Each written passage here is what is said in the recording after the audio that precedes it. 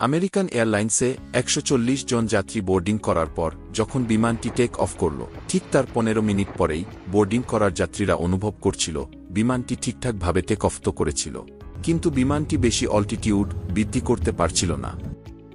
অর্থাৎ প্লেনটি আকাশের খুব একটা বেশি উচ্চতায় পৌঁছতে পারছিল না। বিমানের এই ১৪০ জন যাত্রীরা যখন এই ব্যাপারটি অনুভব করছিল, ঠিক তখনই বিমানের পাইলট বিমানটিতে ইমার্জেন্সি বেল দিয়েছিলেন এবং তারপর বিমানের পাইলট বিমানটিতে থাকা ১৪০ জন যাত্রীদের জন্য একটি ভয়ানক বিপদের ঘোষণা করলেন।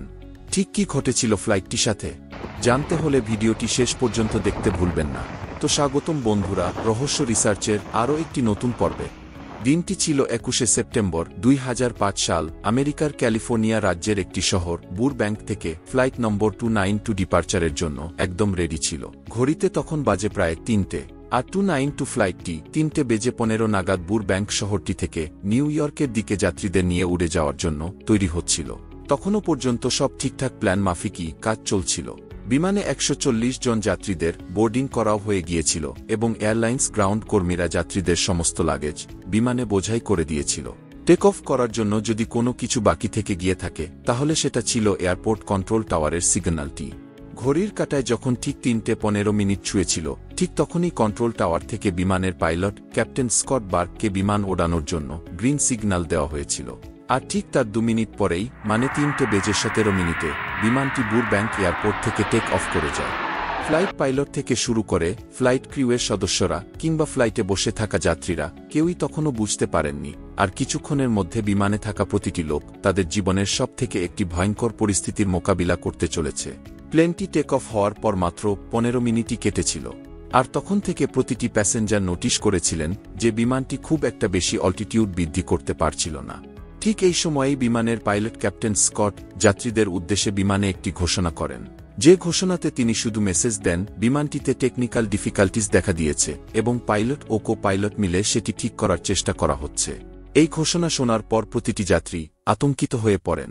যাত্রীদের মধ্যে কেউ কেউ বলতে শুরু করেন বিমানটির একটি ইঞ্জিন অকেজো হয়ে গিয়েছে। আবার কাউকে বলতে শোনা যায় বিমানের ইঞ্জিনটি বিমানটিকে উপরের দিকে উঠিয়ে নিয়ে চলার শক্তি হারিয়ে ফেলেছে। কিন্তু বাস্তব কারণটি ছিল এসবের থেকে আরও ভয়ঙ্কর। প্লেনটি তখন ইতিমধ্যে ৩০ মিনিট ফুরিয়ে ফেলেছে, কিন্তু বিমানটি এই ৩০ মিনিটে শুধুমাত্র ক্যালিফোর্নিয়ার মধ্যে উড়ে চলেছিল। এই সময়ে বিমানের পাইলট আবারও যাত্রীদের উদ্দেশ্যে ঘোষণা করেন এবং বলেন যে তারা ল্যান্ডিং গিয়ার থেকে ক্রমাগত ওয়ার্নিং সিগন্যাল পাচ্ছেন, কিন্তু এই ওয়ার্নিং সিগন্যালটি আসলে ঠিক কোনো যান্ত্রিক ত্রুটির কারণে পাওয়া যাচ্ছে সেই কারণটি এখনও জানা যায়নি। ল্যান্ডিং গিয়ার যার সাহায্যে প্রতিটি এয়ারক্রাফটকে ল্যান্ড করানো হয়, সেই ল্যান্ডিং গিয়ারে ঠিক কী সমস্যা হয়েছিল যার জন্য ফ্লাইট 292 বিমানের সিস্টেমটি বারবার ওয়ার্নিং সিগন্যাল দিয়ে চলেছিল। এই কারণটি জানার জন্য ফ্লাইটের পাইলট ক্যাপ্টেন স্কট খুব উদ্বিগ্ন হয়ে পড়েছিলেন। আর এই কারণে তিনি বিমানটিকে বেশি অল্টিটিউডে অর্থাৎ আকাশের বেশি উচ্চতাতে নিয়ে যাচ্ছিলেন না। পাইলট চাচ্ছিলেন যে কোনোভাবে যদি বিমানটির ল্যান্ডিং গিয়ারটি তিনি দেখতে পান তবে তিনি অন্তত বুঝতে পারবেন এই যান্ত্রিক গোলযোগটি ঠিক কতটা ভয়াবহ। এই জন্যে বিমানের পাইলট ক্যাপ্টেন স্কট ফ্লাইট 292 বিমানটির গতিবিধি লং বিচ এয়ারপোর্টের দিকে নিয়ে নেন এবং বিমানের মাটি থেকে উচ্চতাটি খুব কমিয়ে দেন। লং বিচ এয়ারপোর্টের কাছাকাছি আসা মাত্রই কন্ট্রোল টাওয়ারে থাকা ক্যামেরার সাহায্যে জুম করে বিমানটি ল্যান্ডিং গিয়ারগুলোকে দেখা সম্ভব হয় এবং দেখা যায় বিমানটির সামনে ল্যান্ডিং গিয়ারটি পুরো 90 ডিগ্রি অ্যাঙ্গেলে পেছনের দিকে ঘুরে গিয়েছে। মানে এবার এটা নিশ্চিত হয়ে গিয়েছিল যে ফ্লাইট 292 বিমানটি ল্যান্ড করার সময় হয় বিমানটি ক্র্যাশ করে যাবে কিংবা বিমানটিকে ইমার্জেন্সি ভাবে ল্যান্ড করতে হবে। এই খারাপ খবরটি ফ্লাইট পাইলটকে জানিয়ে দেওয়ার সাথে সাথে লং বিচ এয়ারপোর্টের কন্ট্রোল টাওয়ার রুম থেকে বিমানের পাইলটকে আরও একটি বাজে খবর দেওয়া হয়। হ্যাঁ বন্ধুরা, কন্ট্রোল টাওয়ার থেকে বিমানের পাইলটকে জানানো হয় যে ফ্লাইট 292 বিমানের ল্যান্ডিং গিয়ারের এই খারাপ অবস্থার ভিডিও ফুটেজটি লং বিচ এয়ারপোর্ট এলাকার স্থানীয় নিউজ চ্যানেল রেকর্ড করে নিয়েছে এবং এই ঘটনাটি গোটা আমেরিকার প্রতিটি অঞ্চলে পুরো লাইভ টেলিকাস্ট করা শুরু হয়েছে। শুধু তাই না, বিমানের যাত্রীরাও তাদের সামনে থাকা টিভি স্ক্রিনটিতে এই লাইভ টেলিকাস্ট দেখতে পারছিলেন। ইতিমধ্যে ফ্লাইট জেট ব্লু 292 বিমানটি টেক অফ করার পর ৫০ মিনিটেরও বেশি সময় কেটে যায়, কিন্তু তখনও বিমানটি ক্যালিফোর্নিয়ার আকাশেই চক্কর কেটেছিল। ল্যান্ডিং গিয়ারটিকে সোজা করার মতো তখন আর কোনো উপায় ছিল না। আর এই অবস্থাতে যদি বিমানটিকে ল্যান্ড করানোর চেষ্টা করা হয় তবে রানওয়ে এবং ল্যান্ডিং গিয়ারের মধ্যে ঘর্ষণ তৈরি হওয়ার কারণে বিমানে আগুন ধরে যাওয়ার সম্ভাবনা রয়েছে। আর এই আগুন বিমানের দুটো উইংসে মজুদ থাকা ফুয়েল ট্যাঙ্কে পৌঁছে গেলে অতিকায় এক বিশাল আগুনের সৃষ্টি করবে, যার পরিণতি হবে বিমানে থাকা প্রতিটি যাত্রীর মৃত্যু। দুর্ভাগ্যবশত এই সময়ে বিমানের উইংসে থাকা ফুয়েল ট্যাঙ্ক দুটোতে যে পরিমাণ জেট ফুয়েল মজুদ ছিল, যার মোট ওজন ছিল প্রায় 14,000 কিলোর মতো, মানে বিমানে থাকা জেট ফুয়েলের ওজনের পরিমাণ এবং 12টি ফ্যামিলির কারে মজুদ থাকা ফুয়েলের পরিমাণ ছিল প্রায় সমান। বিমানের ল্যান্ডিং এর সময়ে এত বেশি পরিমাণ মজুদ থাকা ফুয়েলে আগুন ধরে গেলে বিমানটি এক ঝটকাতে ফেটে যাওয়ার সম্ভাবনা রয়েছে। কিন্তু বিমানটির পাইলট ক্যাপ্টেন স্কট ছিলেন খুব বুদ্ধিমান।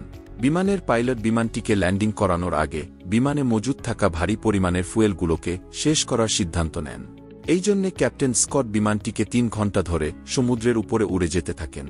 সমুদ্রের উপর দিয়ে উড়তে উড়তে একটা সময়ে বিমানের ফুয়েলের পরিমাণ এমন একটি অবস্থানে পৌঁছায় তখন বিমানটি মাত্র 30 মিনিট উঠতে পারার সক্ষমতা ছিল। এই শেষ 30 মিনিট ফ্লাইট জেট ব্লু 292 এবং ফ্লাইটে থাকা 140 জন যাত্রীদের কাছে খুব গুরুত্বপূর্ণ একটি সময় ছিল। এই সময়ে ফ্লাইট ক্যাপ্টেন বিমানটিকে লস অ্যাঞ্জেলস এয়ারপোর্টে ক্র্যাশ ল্যান্ডিং করানোর সিদ্ধান্ত নেন, কারণ সেই মুহূর্তে লস অ্যাঞ্জেলস বিমানটির সবথেকে কাছাকাছি অবস্থিত ছিল। Flight captain Scott Los Angeles এয়ারপোর্টের কন্ট্রোল টাওয়ার রুমের সাথে যোগাযোগ করেন এবং এয়ারপোর্ট অথরিটিকে যে কোনো ধরনের পরিস্থিতি সামলানোর জন্য সমস্ত ইকুইপমেন্ট নিয়ে রেডি থাকতে বলেন। আর এইদিকে বিমানে থাকা যাত্রীরা সকলেই তাদের সামনে থাকা ভিডিও স্ক্রিনটিতে ফ্লাইট যাত্রার লাইভ ফুটেজ দেখছিলেন। তাদের ভিডিও স্ক্রিনগুলিও ফ্লাইট ক্যাপ্টেন বন্ধ করে দেন। আর তারপর থেকে বিমানের ভেতরের পরিবেশটা একেবারে গম্ভীর এবং নিস্তব্ধ হয়ে যায়। বিমানের যাত্রীদের শুধু উপরওয়ালার নাম করা ছাড়া আর কিছুই করার ছিল না। জেট ব্লু 292 বিমানটি কিন্তু ইতিমধ্যে লস অ্যাঞ্জেলসের কন্ট্রোল টাওয়ারের রেডার সিগন্যালে পৌঁছে গিয়েছিল।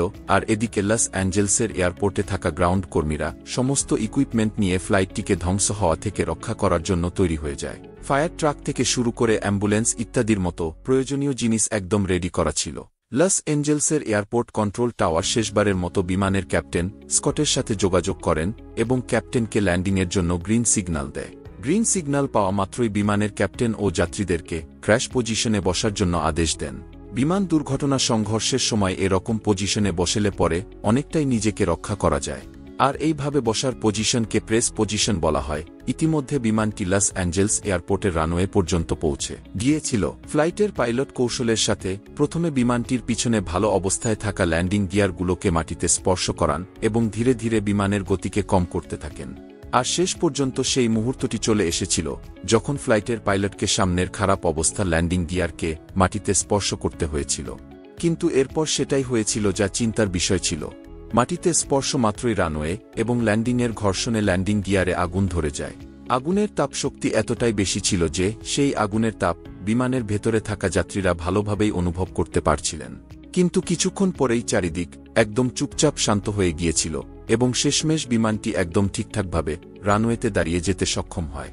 এই মুহূর্তটি এমন একটি মুহূর্ত ছিল যেখানে বিমানের পাইলট থেকে শুরু করে ফ্লাইট ক্রিউ, বিমানের যাত্রীরা এবং গোটা আমেরিকা দেশ যারা বিমানের এই যাত্রাটি টিভিতে লাইভ দেখছিলেন, তাদের সকলের কাছে প্রাণ ভরে নিঃশ্বাস নেওয়ার মতো একটি মুহূর্ত ছিল।